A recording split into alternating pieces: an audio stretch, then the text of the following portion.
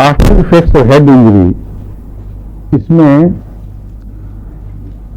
میں تو فوری طور پر میٹرم سیلف اور آرمی کا دیتا ہوں، اس سے آفٹر افیکٹس پیدا نہیں ہوتے. لیکن اگر آفٹر افیکٹس پیدا ہو جائیں اور فوری جو کرائسس تھا وہ دور ہو چکا ہو، فوری جو خطرہ تھا وہ ٹل گیا ہو، بحال ہو گیا، لیکن کچھ اثر باقی رہ گئے ہیں، اس میں ہیلیبرس نائگرس اچھی دوا ہے. ہیلیبرس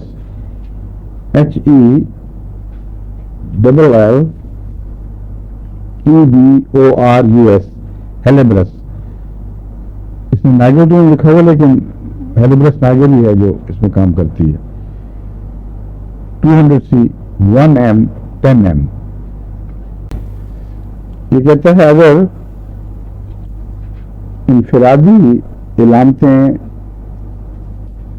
کوئی خاص دوا ظاہر نہ کریں اور ہیڈ انجری کے بعد کچھ بیماریاں مستقل باقی رہ گئی ہیں، جاری ہیں، اس صورت میں ہیلیبرس بہت کارآمد ہے اور حسب حالات دینی چاہیے.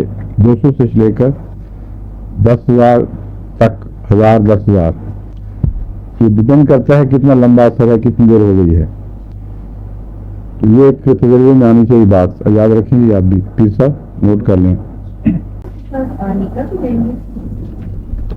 آدمی کا میٹرم سیلف کا جو کمبینیشن میں بتا چکا ہوں نا آپ کو، وہ تو فوری طور پر شروع کرا دینا چاہیے تاکہ اس کے بد اثرات بعد میں نہ ہی پڑیں اور جو فوری خطرے ہیں وہ ٹل جائیں. یہ اس کی بات نہیں کر رہا، یہ کہتا ہے اگر وہ واقعہ ہو چکا، گزر گیا، لیکن کچھ لنگرنگ اثرات ہیں جو پیچھے باقی رہتے ہیں، لٹکتے رہتے ہیں، ان کو دور کرنے کے لیے خواہ علامتیں کسی خاص دوائی کا اشارہ نہ بھی کر، ہیلیبرس کی طرف نہ بھی اشارہ کر رہی ہوں، تو ہیلیبرس کا خاص تعلق ہے چوٹوں کے بد اثرات سے، ہیڈ کی چوٹوں سے، یہ جو حادثے وغیرہ سے پیدا ہوتی ہیں. یہ سمجھایا میں، سمجھ گئے؟